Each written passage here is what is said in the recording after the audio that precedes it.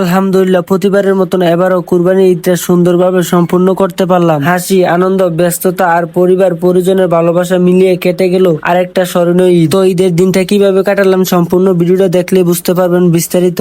আসসালামু আলাইকুম এভরিওয়ান, আশা করি সকলে ভালো আছেন। আলহামদুলিল্লাহ, আপনাদের দোয়া এবং ভালোবাসা আমি অনেক অনেক ভালো আছি। তো সকাল সকাল ঘুম থেকে উঠে ফজর নামাজ আদায় করে চলে যাইতেছি কবর জিয়ারতের উদ্দেশ্যে। ঈদের সকালটা শুরু প্রিয় মানুষগুলোর কবর জিয়ারত দিয়ে। ঈদের আনন্দের মাঝেও কিছু প্রিয় মুখ খুব মনে পড়ে, তাই সকালে সবাই মিলে আত্মীয়দের কবর জিয়ারত করতে আইছি। দোয়া করি আল্লাহ যেন তাদের কবরকে জান্নাতের বাগান বানিয়ে দেয়। কবর জিয়ারত শেষ করে চলে যাইতেছি যার যার বাসায়। আবার আমাদের ঈদের নামাজ 8:30টায়। তো বাড়িতে আসার পর আমাদের কুরবানির গরুটাকে শেষবারের মতন গোসল করাইতেছি। মায়া তো অনেক হয়ে গেছে, তবু আল্লাহর সন্তুষ্টের জন্য কুরবানি। এই কয়েকদিনে পরিবারের একজনের মতন হয়ে গেছিলে, আজকে শেষবারের মতন আদর আর যত্ন করে দিলাম। তারপর আর কি গোসল করে রেডি হইতেছি ঈদগাহ যাওয়ার জন্য। ঈদের নামাজে যাওয়ার আগে সবাই মিলে ছোট্ট একটা ফ্যামিলি ফটো নিয়ে নিলাম। এই মুহূর্ত গুলো একদিন সবচেয়ে বেশি মনে পড়বে। এবার শুরু আসল মিশন, সালামির কালেকশন। ঈদের সবচেয়ে মজার মুহূর্ত হলো সালামি নেওয়া। একটা সালামের সাথে যখন হাতে নতুন টাকা আসে, আনন্দটাই আলাদা। সালামি নেওয়ার শেষে বাড়ির চাচতো ভাইগুলোর সাথে এসে মজা করতেছি, আর ওই দিক দিয়ে নামাজের সময় যেতেছে, যার কারণে দেরি করি নাই, ঈদগায় যাওয়ার জন্য রওনা দিয়ে দিই। আর এদিক দিয়ে ঈদগাহ মাঠে আইসা দিকে একদম এই মাথা থেকে এই মাথা পর্যন্ত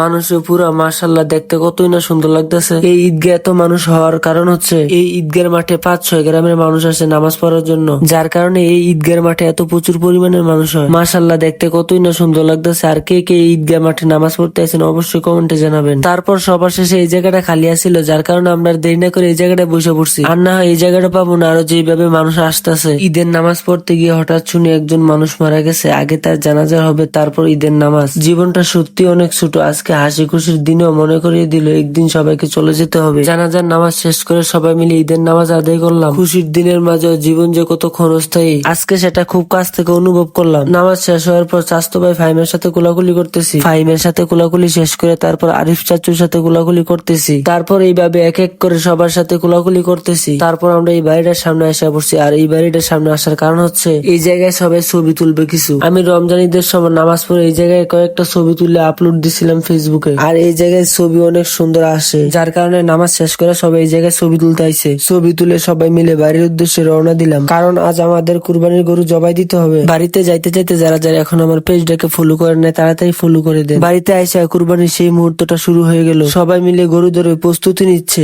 সবাই মিলে অনেক প্রস্তুতি নেওয়ার পর অবশেষে কুরবানির গরুটা জবাই দেওয়া হলো। আল্লাহর সন্তুষ্টের উদ্দেশ্যে কুরবানি, এই মুহূর্তটা সত্যি অনেক আবেগের আর শান্তি। একটা কুরবানি শেষ করে আবার আরেকটার কাছে চলে গেলাম। আজ পুরো দিনটা যেন ব্যস্ততা আর কুরবানির অনুভূতি ভরা। সবাই মিলে একসাথে কাজ করার মজাই আলাদা। আলহামদুলিল্লাহ, ঈদের এই মুহূর্তগুলো সত্যি অনেক সুন্দর। আর এত কিছুর ভিড়ে সবাইকে ঈদের শুভেচ্ছা জানাতে ভুলে গেছি। সবাইকে জানাই হৃদয়ের গভীর থেকে ঈদ মুবারক। সবকিছু মিলিয়ে আল্লাহর রহমতে সুন্দরভাবে ঈদটা কাটালাম। আর আপনাদের ঈদটা কেমন কাটলো অবশ্যই কমেন্টে জানাবেন। তো আজকে ভিডিও এই পর্যন্তই, দেখা হবে অন্য কোনো ভিডিওতে। আর ভিডিওটা ভালো লাগলে লাইক কমেন্ট শেয়ার করতে ভুলবেন না।